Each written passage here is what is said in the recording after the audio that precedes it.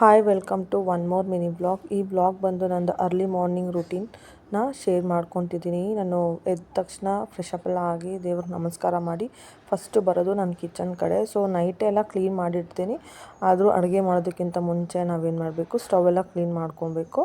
So ನನಗೂ ಬಿಸಿನೀರು ಕಾಗಿಟ್ಕೊಂಡು ನಾನು ರಾತ್ರಿ ತೊಳೆದಿದ್ದ ಪಾತ್ರೆನೆಲ್ಲ ಸಹ ನಾನು ಜೋಡಿಸ್ಕೊಂಡೆ. ಕಡೆ ನನ್ನ ಮಗನಿಗೂ ಮತ್ತು ನಮ್ಮ ಮನೆಯವ್ರಿಗಿಬ್ಬರಿಗೂ ಹಾಲು ಕಾಯಲಿಕ್ಕಿಟ್ಟು ನಾನು ಕಾದಿರೋ ಬಿಸಿನೀರನ್ನ ಕುಡಿದು ಮತ್ತು ನಮ್ಮ ಮನೆಯವ್ರಿಗೆ ಹಾಲು ಕೊಟ್ಟು ಇವತ್ತಿನ ತಿಂಡಿಗೆ ನಾನು ಪಲಾವ್ ಮಾಡೋಣ ಅಂತ ಮಾಡ್ಕೊತಿದ್ದೀನಿ. ಒಂದು ಮಿಕ್ಸರ್ ಜಾರ್ನಲ್ಲಿ ಕೊಬ್ಬರಿ, ಶುಂಠಿ, ಹಸಿಮೆಣಸಿನ್ಕಾಯಿ, ಬೆಳ್ಳುಳ್ಳಿ ಮತ್ತು ಪುದೀನ ಮತ್ತು ಕೊತ್ತಂಬರಿ ಸೊಪ್ಪನ್ನು ಹಾಕ್ಕೊಂಡು ನುಣ್ಣು ಪೇಸ್ಟ್ ಮಾಡ್ಕೊತೀನಿ.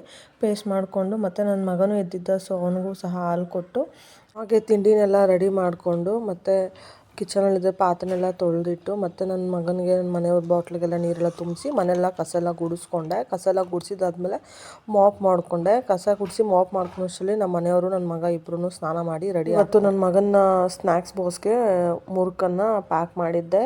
ಆಲ್ರೆಡಿ ಅವ್ರ ಸ್ಕೂಲಲ್ಲಿ ವೀಕ್ಲಿ ಏನೇನು ಸ್ನ್ಯಾಕ್ಸ್ನ ಕಳಿಸ್ಬೇಕು ಅನ್ನೋದನ್ನು ಮೊದಲೇ ಕಳಿಸಿರ್ತಾರೆ. ಸೊ ಇವತ್ತು ಅವನಿಗೆ ಸ್ನ್ಯಾಕ್ಸ್ಗೆ ಮುರುಕನ್ನು ಕಳಿಸ್ತಿದ್ದೀನಿ. ಸೊ ಅಷ್ಟೊತ್ತಿಗೆ ನಮ್ಮ ಮನೆಯವರು ಸಹ ಪೂಜೆ ಎಲ್ಲ ಮುಗಿಸ್ಕೊಂಡ್ರು.